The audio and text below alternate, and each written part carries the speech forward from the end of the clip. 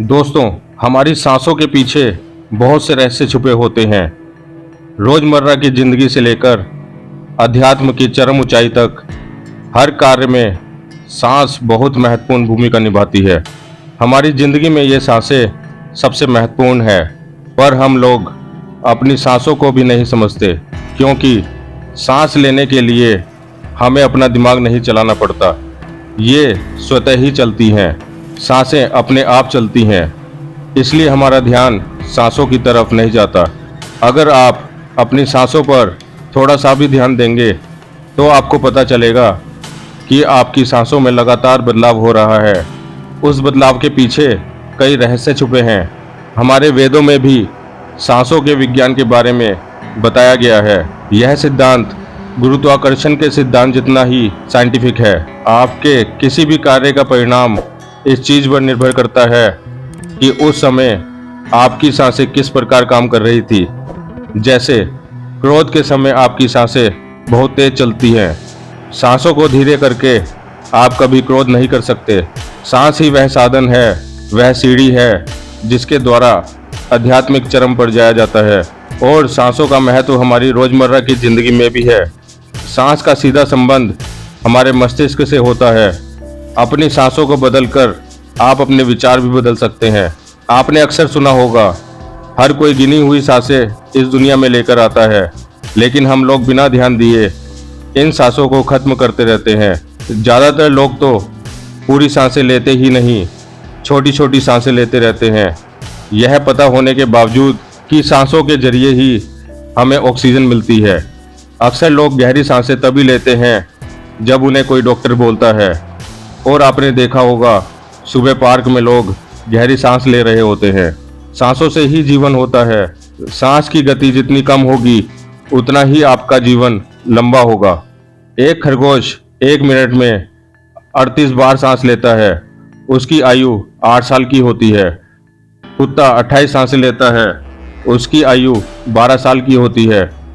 कछुआ 1 मिनट में 6 सांसें लेता है, उसकी आयु 600 साल की होती है।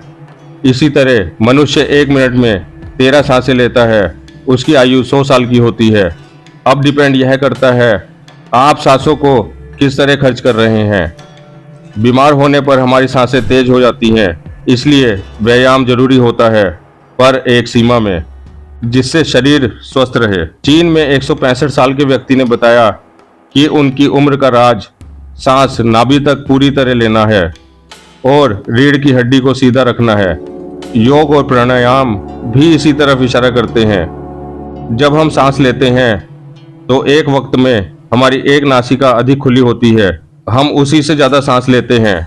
बाईं नासिका चलने पर वह ईड़ा नाड़ी का चलना कहलाता है। दाईं नासिका से सांस चलने पर यह पिंगला नाड़ी कहलाती है। जब ईड़ा नाड़ी बंद होकर पिंगला से या पिंगला नाड़ी बंद होकर ईड़ा से सांस बदलती है तो उसके बीच 4 मिनट के लिए हमारी दोनों नासिकाओं से सांस चलती है।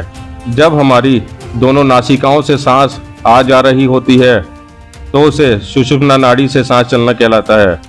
सूर्य और चंद्रमा के साथ हमारी नाड़ियों का सीधा कनेक्शन होता है।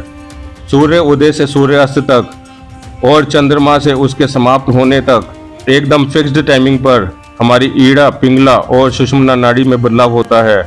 पर हमारी गलत दिनचर्या, खान पान और सोने जागने के समय के कारण इन नाड़ियों की टाइमिंग बदलती जाती है। कुदरत के साथ हमारा तालमेल बिगड़ता है और यहीं से हमारा जीवन में गड़बड़ी शुरू हो जाती है। यह ठीक उसी तरह होता है जैसे 2 घड़ियां हों, एक सही चल रही हो और दूसरी थोड़ी स्लो या फास्ट चल रही हो, तो दोनों घड़ियों में बदलाव हो जाता है। सांसों का यह विज्ञान खराब घड़ी को ठीक करने जैसा है। सांस हम कितनी लेते हैं यह मायने नहीं रखता, पर सांस हम कितनी गहराई तक लेते हैं यह मायने रखता है। आपको सांस अपनी नाभि तक लेनी चाहिए, इसलिए योग में कुंभक, पूरक जैसी क्रियाएं की जाती हैं। आमतौर पर सांस अंदर कम गहरी जाती है और बाहर ज़्यादा लंबी जाती है। यदि अंदर जाने वाली सांस अगर गहरी हो और बाहर जाने वाली सांस छोटी हो तो इसका असर हमारी लंबी उम्र होती है। इन्हीं सांसों की वजह से ध्यानी को अलौकिक शक्तियां मिलती हैं और उनका ध्यान सज जाता है। बाहर जाने वाली सांस छोटी हो और अंदर जाने वाली सांस अगर हम नाभि की गहराई तक लें तो व्यक्ति निष्काम हो जाता है और उसे आनंद की प्राप्ति होती है। सांस की लंबाई 12 उंगल कम होने से साधक अमरत्व या आत्मज्ञान को प्राप्त कर लेता है। आत्मज्ञान के दौरान एक ऐसी स्थिति आती है कि सांस की गति रुक जाने के बाद भी साधक जीवित रह सकता है और जब वह सांसों पर पूरा कंट्रोल कर लेता है तब उसको भूख, प्यास और सभी प्रकार के विकारों पर विजय प्राप्त कर लेता है। यह विधि मनुष्य को केवल गुरु कृपा द्वारा ही प्राप्त होती है। सांसें गहरी लेने से व्यक्ति बीमारी से दूर हो जाता है, वह निरोगी बन जाता है। दोस्तों, यह करना इतना भी आसान नहीं है। साधक को काफी साधना के बाद इस पर नियंत्रण होता है। इसी को स्वर ज्ञान कहा जाता है। इसी को सांसों का विज्ञान भी कहा जाता है। इसे साधने के लिए बीज मंत्र भी गुरु द्वारा ही दिया जाता है, जो कि हमारे 7 चक्रों को जागृत करने में भी सहायक होते हैं। सांसों पर विजय पाने पर ही आत्मज्ञान की प्राप्ति होती है और साधक समय के पार जा सकता है। आप भी सांसों के इस रहस्य को समझकर गुरु द्वारा बताए गए द्वारा प्रैक्टिस करके इसका लाभ उठा सकते हैं।